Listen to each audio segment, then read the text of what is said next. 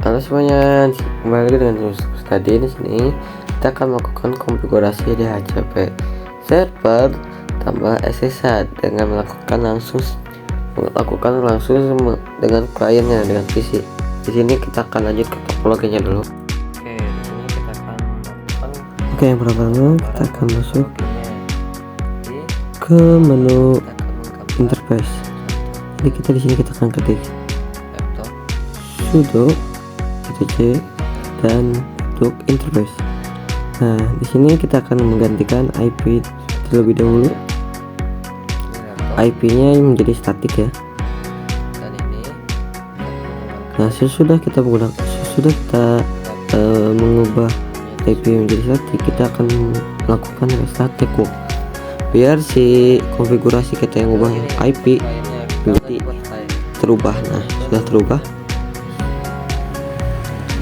Selanjutnya kita akan melakukan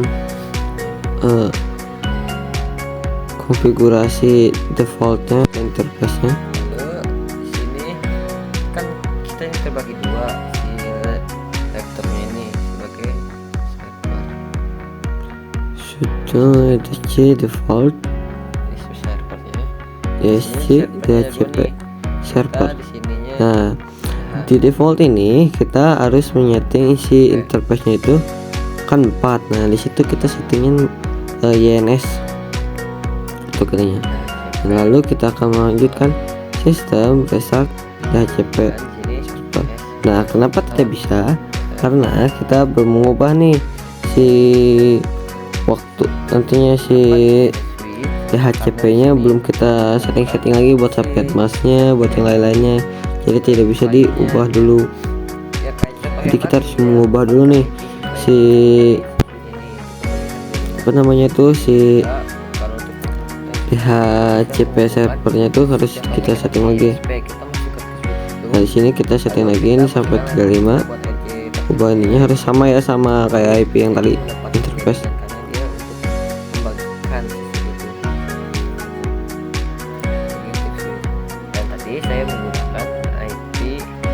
Coba. Nah, subnet masknya kita harus 0. Kenapa? Biar tidak menabrak, dan itu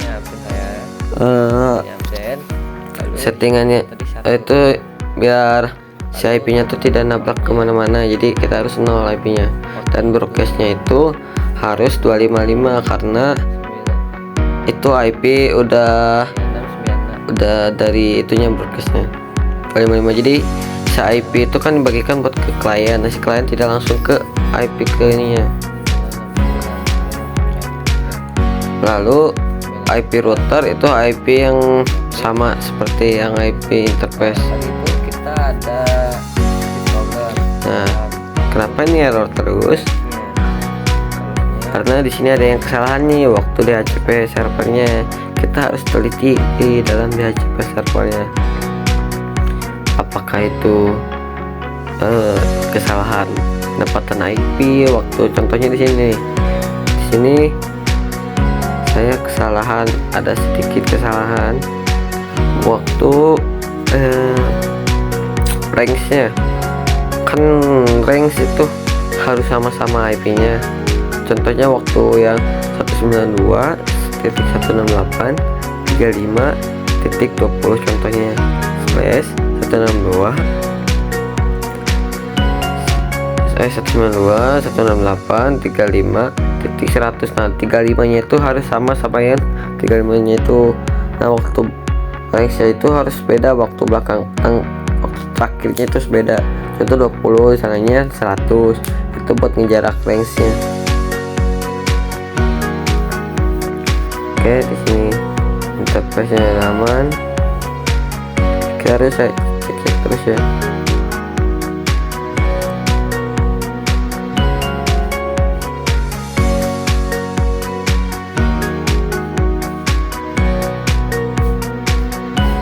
Aman.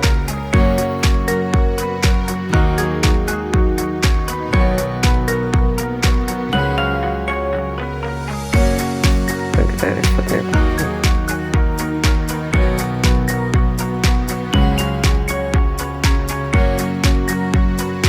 yang masih kesalahan. Nah,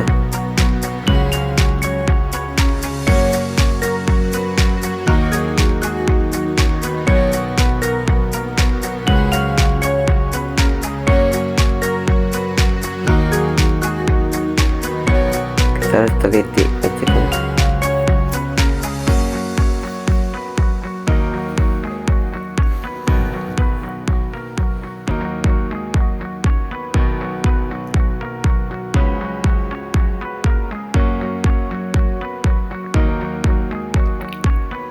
Nah, di sini kita ini matiin dulu. Sisa mohon satukan itu, sisain satu dulu. Ini konfigurasi pasang. Nah, ada yang salah kan waktu range-nya? Tetapi sebelum range ini kita buka dulu. Custom main itu opsional ya kalau kalian mau buka.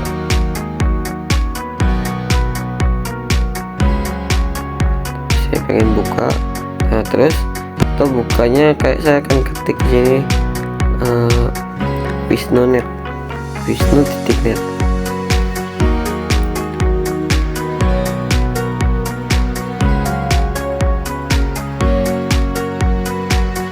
Ini opsional, tidak ngaruh kemana-mana, cuman biar si sesnya ini ngebuktiin ini bahwa yang saya gitu.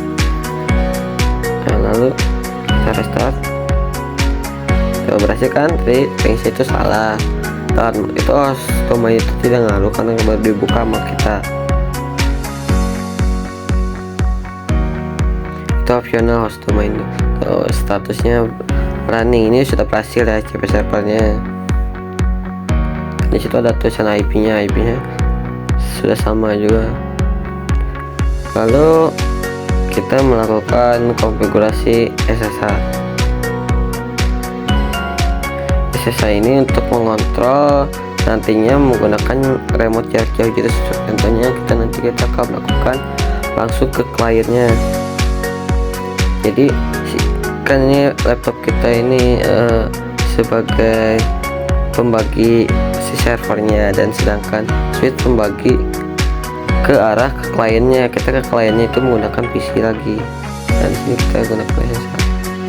Portnya saya ubah menjadi 969 port SSH nya.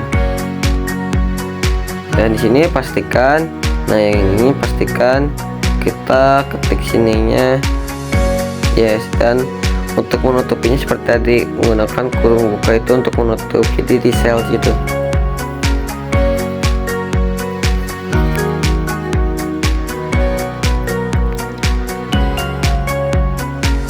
Lalu kita restart SSH dan cek status SSH. Oke, sesudah ini kita akan lakukan yang namanya itu